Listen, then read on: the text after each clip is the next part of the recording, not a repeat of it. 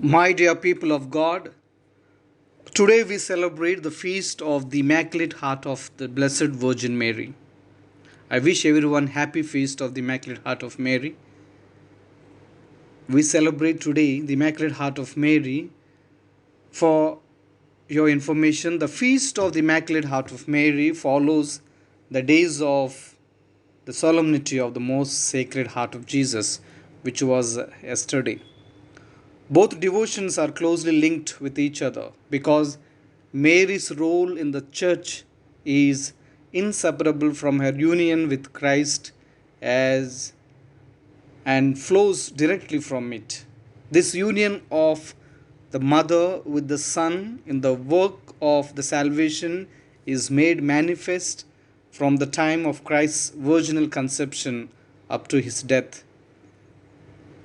Historically, this devotion to the Immaculate Heart of Mary grew up in parallel but at a lesser intensity than that of devotion to the Sacred Heart of Jesus, only starting to become more prominent during the time of Saint John Eudes.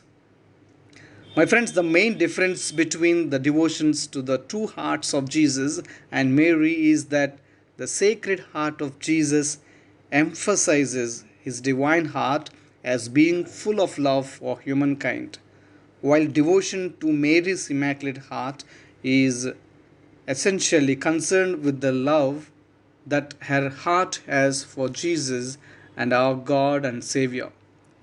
Therefore, Mary's heart is meant to be a model for the way we should love God. She is the only human person who is able to fully and really love God in the way that He should be loved, since her heart is immaculate, which means sinless. It is because of, or it is because if Mary did not respond generously with a loving yes to God's proposal of being the mother of His Son, then we would not have had a Savior and we would not be saved. For us, our daily mantra should be also, Thy will be done. Honoring Mary's Immaculate Heart is our way of honoring her as being chosen to be the Mother of God, recognizing her extraordinary holiness, called to share in and cooperate in his redemptive sufferings, and the immense love she bestowed on Jesus as his mother.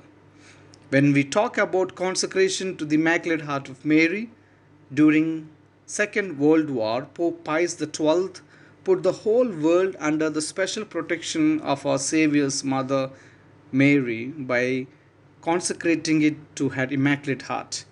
And in 1944, the Pope decreed that in the future the whole church should celebrate the feast of the Immaculate Heart of Mary. Today's gospel is about the finding of Jesus in the temple.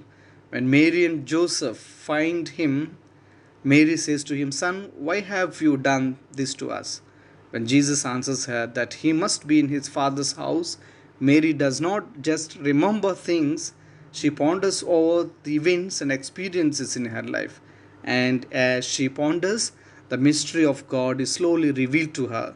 The will of God is slowly made known to her. Therefore, the feast of the Immaculate Heart of Mary invites us to have a contemplative heart. It is only with a contemplative heart, one priest says in his homily, that we can recall our past in retrospection and see the hand of God in our personal history. It is with a contemplative heart that we become more aware of the presence of God in the present, and that will deepen our hope and confidence in God to journey into the future. My friends, in addition, what kind of heart do you have? Do you have a stony heart, a wooden heart, or perhaps a plastic heart? Another question is, what are the sins in your heart? There is no real peace in your heart as long as you hold in it the following sins of the heart: hatred, envy, anger, resentment, timidity. And let us reflect these words from the book of Psalms. May God bless you.